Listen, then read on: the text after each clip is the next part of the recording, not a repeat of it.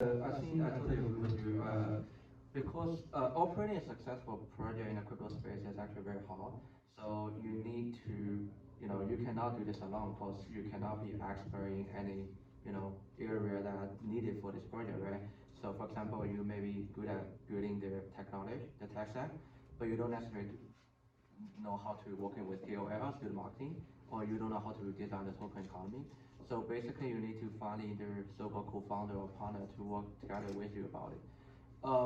I think one important thing is make sure that the founder or the key man of the project is not too involved in each aspect. It's more about giving more responsibility and duty to other partners, co-founders to manage their part.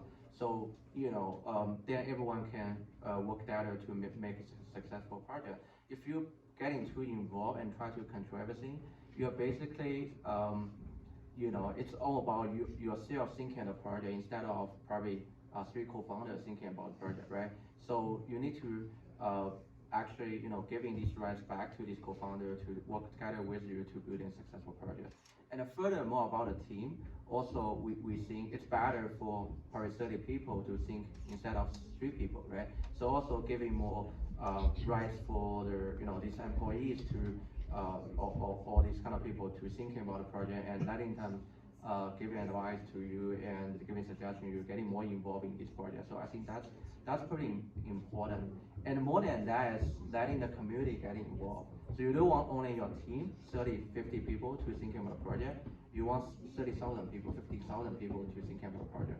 So how to make sure the community is not going to only ask for you for the token, but not involved in the project and giving advice to the project. That's really important because you don't want to really do an air job. People just here for the money and leave.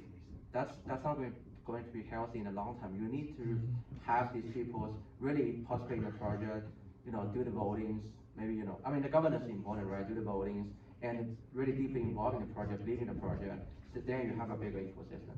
So I think the strategy here is really, what we have very different from the traditional business is really, it's not a top-down kind of structure. It's more about the, you can take the leadership, but you are operating in a more decentralized way, like everyone thinking for you about this, then you make overall successful ecosystem.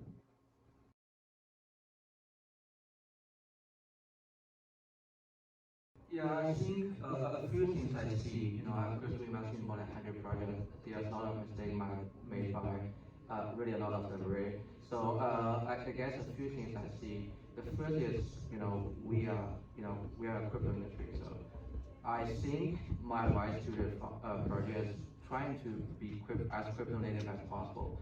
So I see a lot of, really big top 10, coins, the foundations, they try to shift their focus and recruiting a bunch of like Web2 people and paying them crazy amount of salary for that. They think this is more professional, and but it turns out to be the wrong choice for them.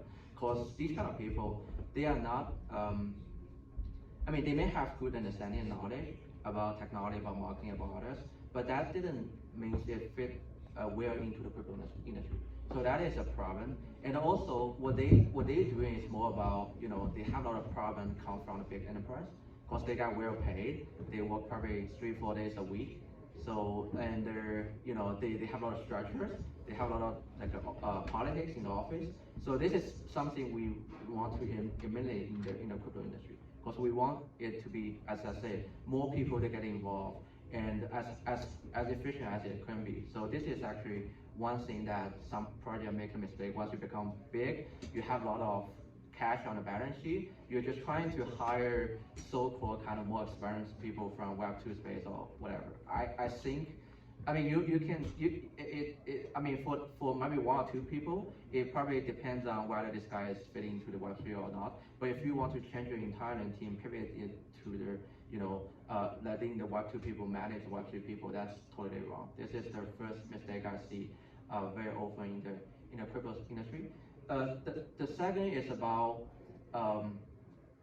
about the vision, because as you say, we are right now we're in a bull market, right? Bitcoin is more than $60,000 today, so it doesn't necessarily to be like say 2 years ago or 2 years later, then it has to be a bull market. It could be bear market, right?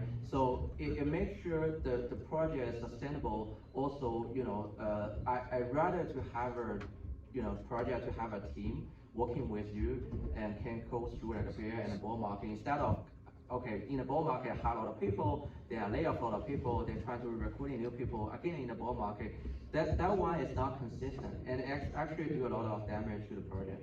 So how to make sure the people actually stay with you in even the bear market is really the important thing. I think the vision is important because it's not about only about you paying them well enough. It's about okay, they believe in the vision. Even in the bear market, they think okay, the token price is not good enough. But since we pivot to the right direction, we have a good vision. Okay, we can do another 10x, 20x. When the bull market comes, the market will recognize us. So I'm happy to kind of holding the whatever the option of maybe the tokens of the project for years. So in that way, I mean, everyone get a same vision, then people believe in the project, then they can work with the project in the long term. So I think that's much better than always changing the teams through different kind of bull and bear market. So that's the two I think mistake I see very common in the industry.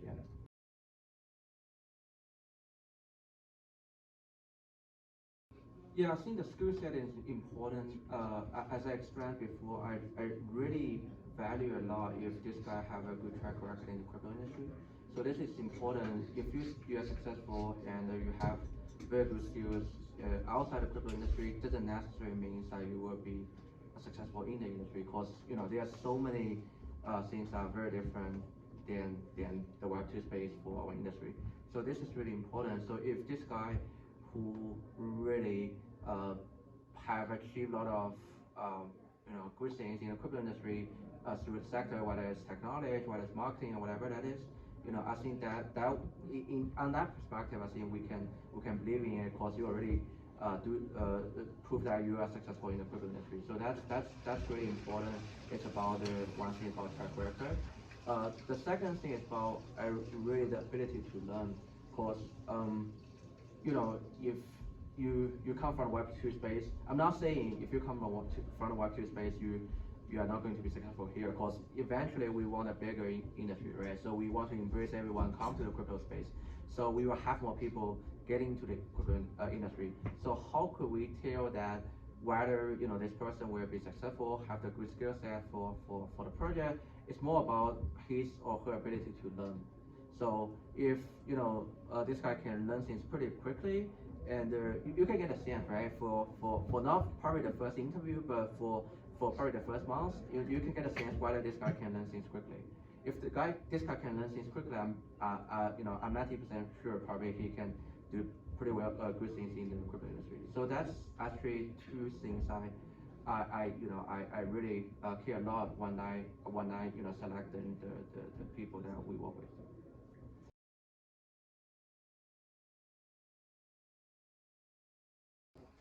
I think, like I said at the project, we'll definitely do a lot of reference check and ask a lot of questions about the skill set. I think one thing I do really when I do ask for every interview is why would you join us?